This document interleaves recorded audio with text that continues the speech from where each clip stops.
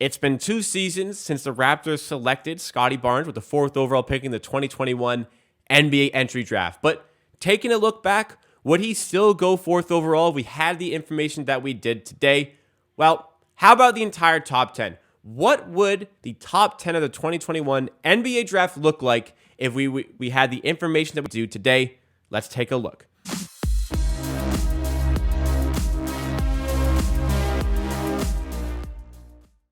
I put together this presentation here.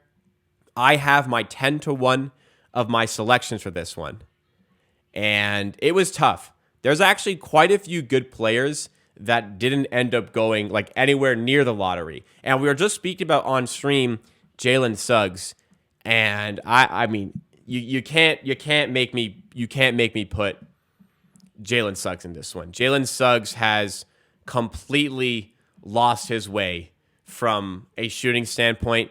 Like it seemed like the shooting was going to be trending pretty far upward for me, and it just didn't.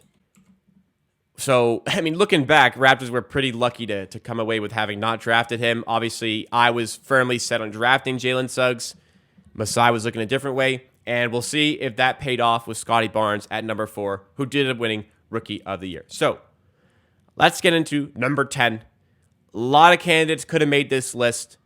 I had to leave a few off, but number 10 for me is Herb Jones. He did not take the steps I thought he would take offensively this season, but he still is an unbelievably talented defender.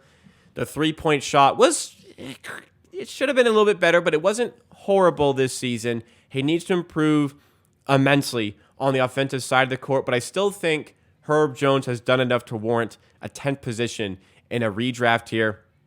Be interesting to see what that would have looked like if he had gone that high, but regardless, having this, it was a steal for New Orleans to get him. I believe they got him in the 2nd round. And speaking of New Orleans finding steals out of this draft, they were also able to find a steal when they got Trey Murphy, who is number 9 in my redraft. Trey Murphy averaged about 14 points per game this season and turned into all of at the start of the season especially. He was an absolutely elite shooter.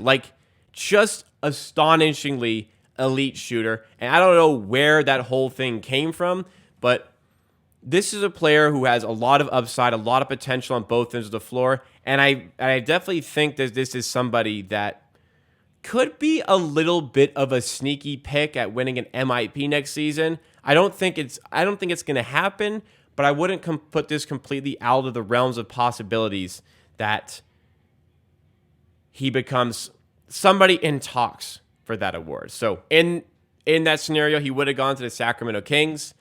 I think they would have been extremely happy to have him at number 9 instead of Davion Mitchell. Some good potential there, but I feel like Trey Murphy can do a little bit more. Let's go to the next one, number 8, Austin Reaves. What a pickup by the Los Angeles Lakers, an undrafted free agent, and I am bought in on Austin Reaves.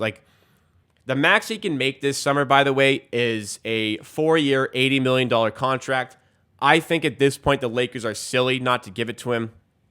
He is a great ball handler, draws fouls, great shooter, clutch shooter. We saw in the playoffs, a clutch shooter, can knock down from so many different spots, can hit mid-range, can hit from 3, can get to the rim. Like I said, draws fouls, moves the ball really well, isn't a liability on defense.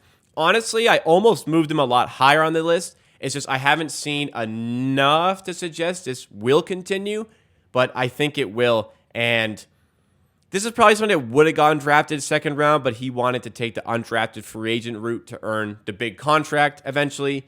And it seems like that is what he will have in this offseason. If the Lakers don't pay him 4 by 20, somebody else is going to pay him that figure. Let's go to number 7 on the list in Alfred and Shengun. Alfred and Shengun at number 7.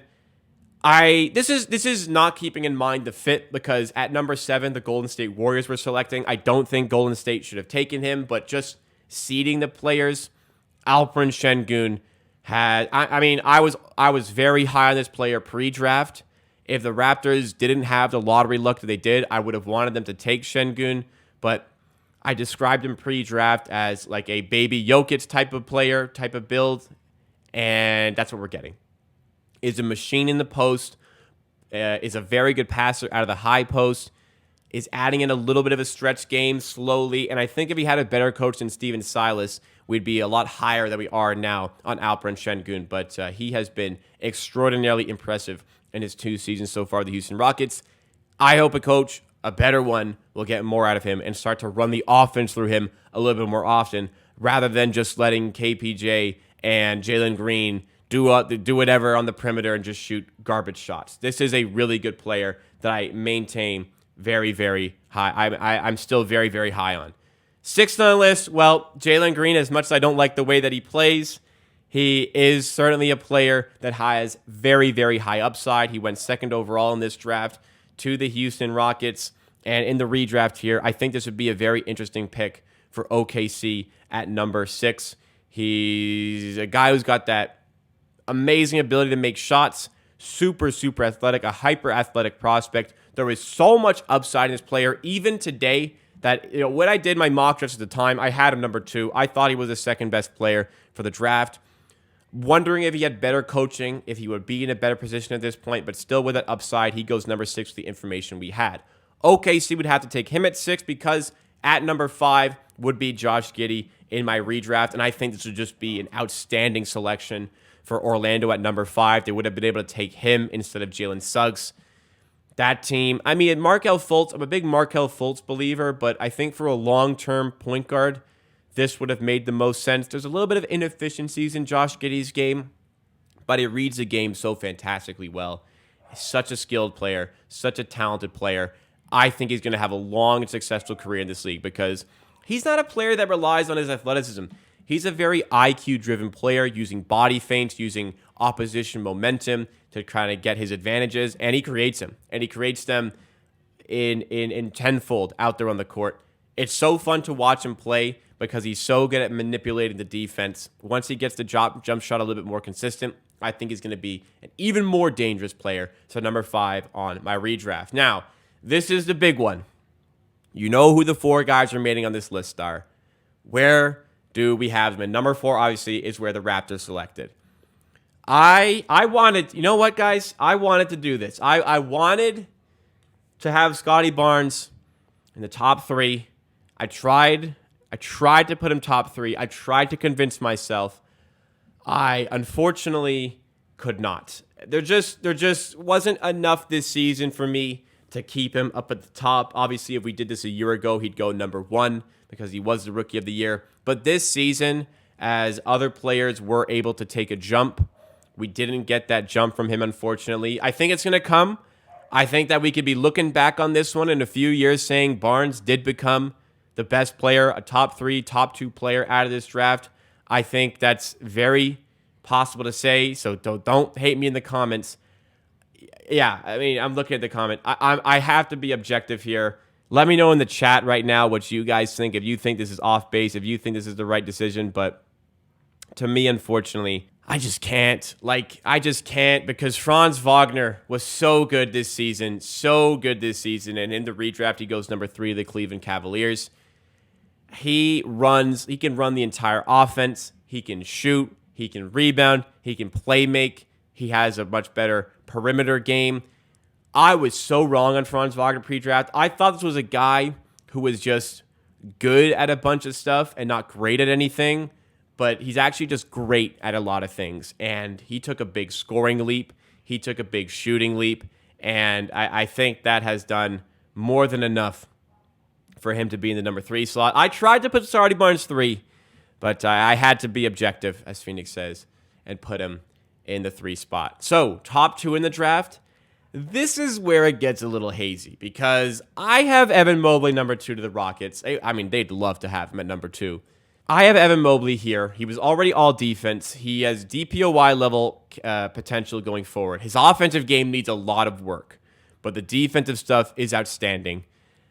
If he gets any sort of 3-point game, then he is going to be such an important player. I think we'll get to the point with Cleveland where they'll have to use Evan Mobley as a stretch 5 rather than as a 4. I just don't know if there can be long-term success using him with Allen, 2 guys who can't shoot. But Evan Mobley here has exploded this season. Cleveland fans are still pissed he didn't win Rookie of the Year. If it was a first 2 seasons player award, Mobley would win. But it was a Rookie of the Year that Scottie Barnes deserved. But he didn't take the leap that players like Franz Wagner and Evan Mobley did.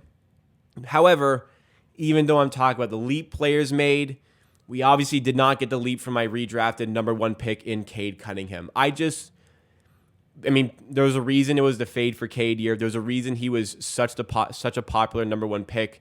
Nobody had any doubts he was going to go number 1 on draft night. The upside is insane. He is like a Ben Simmons who can shoot type of build. Amazing handles, amazing creation for other players, amazing shot creation. I think if he played with a better team, his efficiency would improve. He's just kind of firing away right now. There's been injury concerns. I get that. But the upside of the player still, for me, has him at number 1. I get, I look at the comments. I get he hasn't proven himself. I get it. But if I had the information I had today and I could draft a player number 1 overall from this list, I would still bet on the upside that Cade Cunningham has because there's just that much talent there. Like, it was the obvious number 1 pick on the day. I wouldn't call him the obvious number 1 pick right now, but I would still bet on the upside of Cade Cunningham. So agree, disagree, let me know your thoughts and opinions in the comments, in the chat. That's what I have here. But remind you guys, if you're enjoying the content so far, I see a lot of people here. Make sure you have dropped a like and subscribe for more Raptors content just like this. Please don't bully me over the Scottie Barnes pick. I had to be objective. I had to be honest with myself. But maybe in the future, we get to a point where Scottie Barnes is back near the top of the list.